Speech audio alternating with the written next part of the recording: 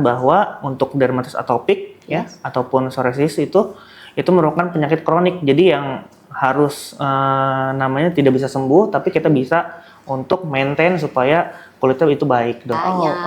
Apa yang kita harus lakukan supaya kekambuhannya itu lebih berkurang gitu ya, Dok? Semakin digaruk pasien-pasiennya itu kulit kita akan semakin rusak ya, Dok? Berusak, Dok. Semakin rusak. Gejala-gejala awal kecilnya nih sebelum dia menjadi psoriasis.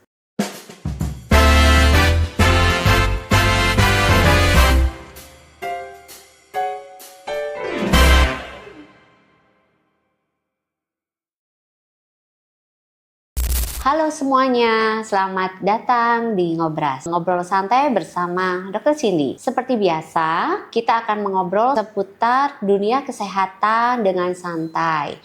Tapi tetap penuh dengan informasi yang semoga bisa bermanfaat dengan teman-teman semua.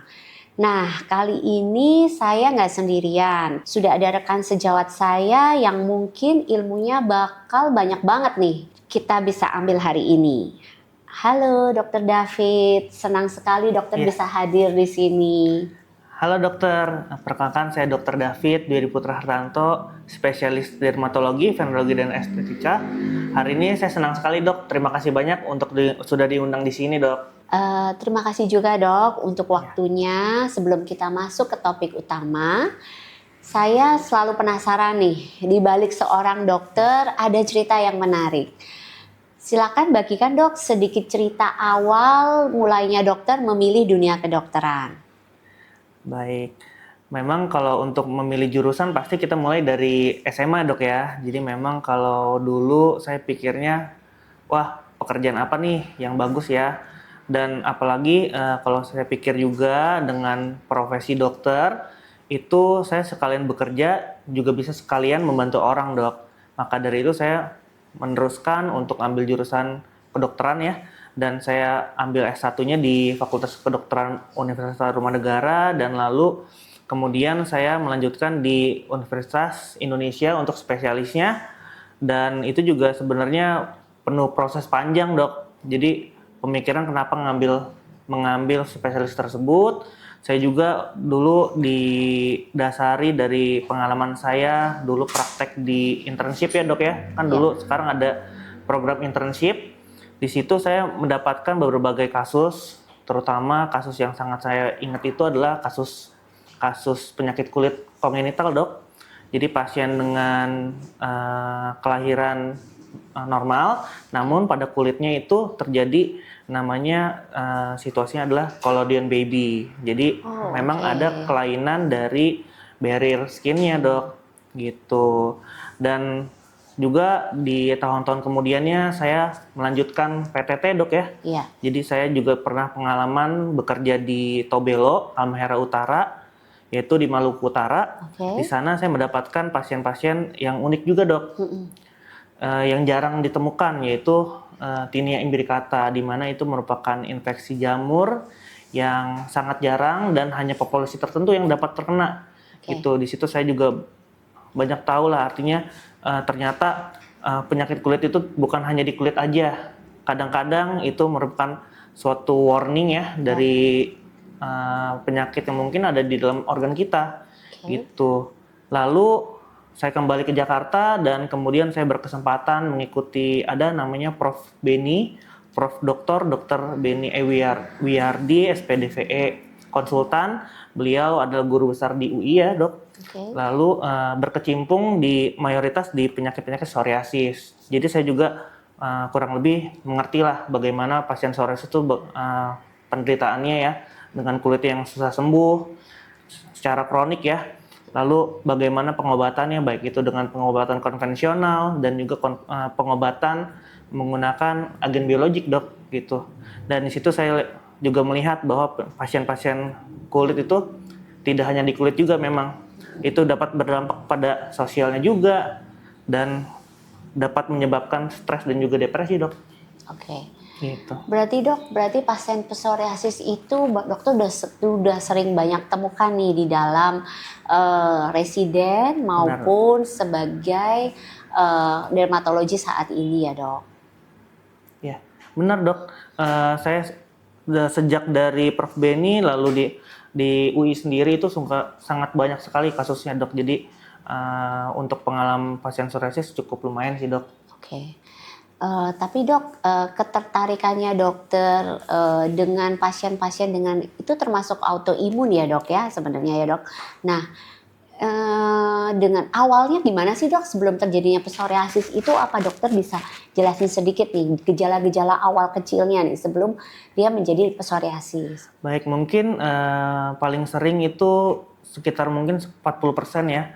Jadi pasien-pasien psoriasis itu dimulai dengan keluhan eksim di kepala ya. Jadi ada mungkin peradangan di kulit kepala yang menyebabkan kemerahan ya, dan banyaknya kulit yang mengelupas gitu ya dok ya, dan sisik tebal ibaratnya. Lalu biasanya juga pasien-pasien psoriasis yang paling sering ditemukan adalah bagian-bagian yang sering terkena trauma, karena bagian itulah yang menjadi predileksi tempat terjadinya keluhan psoriasis dok. Oke. Biasanya mereka datang itu sebagai eksim dulu nggak sih dok? Sebagai kayak dermatitis atopi yang sering kita lihat yang memang ada anak-anak ataupun apa, dokter bisa nggak sih jelasin sedikit aja tentang mungkin dermatitis atopik yang dokter biasa lihat di tempat praktek ataupun selama waktu dokter belajar? Baik, untuk yang keluhan tersebut sebenarnya kita bisa aja pada pasien psoriasis kita lihat sebagai dermatitis awal ya. Namun kalau untuk tahap lanjut rasanya kita bisa bedakan gitu dok ya. Untuk kelainan gangguan kulit karena psoriasis sendiri. Dan yang paling mungkin kita harus ingat bahwa untuk dermatitis atopik ya ataupun psoriasis itu merupakan penyakit kronik. Jadi yang harus namanya tidak bisa sembuh, tapi kita bisa untuk maintain supaya kulitnya itu baik dok. Oh oke. Dok, kalau boleh tahu ya dok, penyebab dari dermatitis atopi sendiri ya dok awalnya itu apa ya dok? Untuk biasanya supaya kita bisa tahu untuk ibu-ibu ya atau masyarakat luas lainnya, dia bisa paham, oh ini anak saya dermatitis atopi nih atau suami saya nih dermatitis atopi. Nah itu bisa nggak sih dok awal-awal seperti kayak apa yang kita perlu perhatikan? Oke, bisa dok.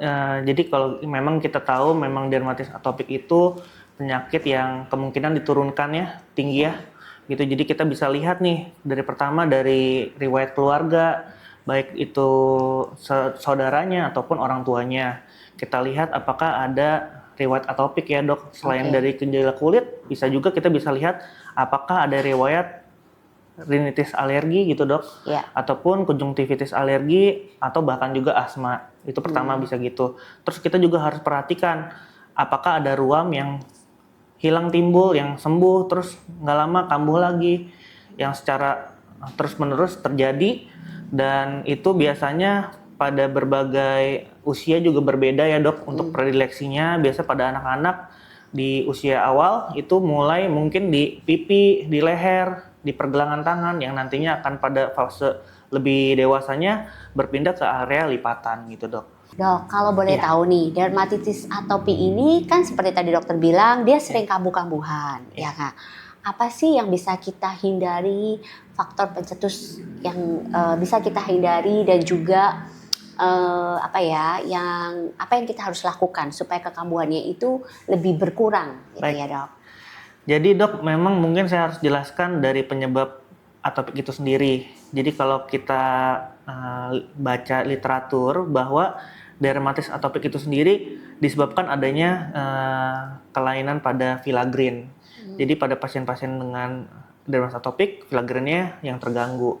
Filagrin itu sendiri berfungsi untuk salah satu dari bahan untuk menjaga sawar kulit kita atau skin barrier kita. Dengan gangguan tersebut sehingga kulit kita juga jadi pertahanannya berkurang dok. Jadi kalau seandainya kita boleh bilang rumah ya, kalau kita ada temboknya itu adalah pertahanan ya dok. Jadi semakin bagus pertahanannya, yang dari luar itu akan semakin sulit untuk menyerang ke dalam. Sama seperti kulit kita dok. Kalau seandainya sawar kulit kita juga jelek, itu bakteri, baik itu bahan iritan ataupun alergen, itu gampang sekali masuk ke dalam kulit kita dan menyebabkan gangguan, iritasi dan juga mungkin peradangan. Karena itu biasanya untuk pasien-pasien dermatitis atopik kita perlu mengingatkan untuk pasien-pasien ya, jangan hanya untuk pengobatan saja untuk mengurangi peradangan, tapi juga kita harus mencegah. Mencegah dengan apa? Dengan menggunakan pelembab sehingga pelembab itu dapat menyokong skin barrier kita. Lalu air pada kulit juga tidak akan terjadi penguapan sehingga gangguan dari dermatitis atopik itu dihindari, Dok. Dok, daripada dermatitis atopi ini kan kulit sering kering ya, Dok. Ya. Nah, dikatakan pentingnya pelembab nih. Berarti selain obat nih, Dok, kita kan perlu perawatan pelembab. Boleh nggak, Dok, sedikit di-spill dikit deh, apa sih pelembab yang cocok sekali buat dermatitis atopi ini? Ya, salah satu pelembab yang baik yang kita tahu adalah Topicare ya, Dok. Jadi Topicare ini memiliki komposisi utamanya adalah ceramide. Ceramide itu sendiri dia berfungsi untuk menjaga skin barrier pada pasien-pasien dermatitis atopik sehingga keluhan dermatitis atopik kita harapkan dapat terhindar, Dok. Oke. Berarti pelembab itu kita harus gunakan dan juga mungkin kita perlu juga ya, Dok, untuk refleks menggaruknya ini, Dok. Pada pasien yang sering menggaruk itu, Dok, pelembab itu sebaiknya digunakan lebih banyak atau bagaimana ya, Dok, untuk pada dermatitis atopi ini, Dok? Benar. Jadi memang untuk pasien yang sering menggaruk itu moisturizer atau pelembab juga akan dapat mengurangi gatalnya, Dok. Kenapa? Karena pada pasien-pasien dengan atopik ini yang kulitnya kering itu otomatis terjadi gatal. Sedangkan kalau kita memiliki kulit yang lembab, itu rasa gatalnya pasti berkurang. Dan mungkin sedikit ini, Dok, sedikit edukasi ya untuk pasien-pasien dermatitis atopik supaya menghindari garukan, Dok. Kenapa? Karena kita tahu ada namanya siklus gatal garuk. Semakin ya, Dok, semakin digaruk pasien-pasiennya itu kulit kita akan semakin rusak ya, Dok? Rusak, Dok. Semakin rusak, karena itu akan terjadi peradangan lebih lagi, Dok. Gitu. Lalu kemudian nanti gatal yang akan muncul lagi akan lebih berat, sehingga memperberat derajat keparahan atopik, Dok. Jadi ceramide ini, Dok, lebih bermanfaat untuk membentuk seperti yang tadi dokter bilang ya, tembok pada kulit dengan skin barrier yang rusak tersebut ya, Dok ya. Benar, Dok. Oke. Jadi untuk usia nih, Dok, penggunaan Topicare ceramide ini, Dok, apa ada batasan usia atau boleh digunakan dari usia istilahnya bayi ya, Dok? Kan kadang-kadang kita juga anak kecil juga udah kelihatan tanda-tanda peradangannya sampai usia berapa nih, Dok? Iya, Dok, untuk Topicare ini sendiri karena isi ceramide yang memang itu merupakan bahan alami juga yang ada di kulit kita aman, Dok. Jadi dari umur muda sampai ke yang tua juga aman, Dok. Oke. Dok, sebagai penutup nih, kita mau memberikan edukasi tentang mitos atau fakta.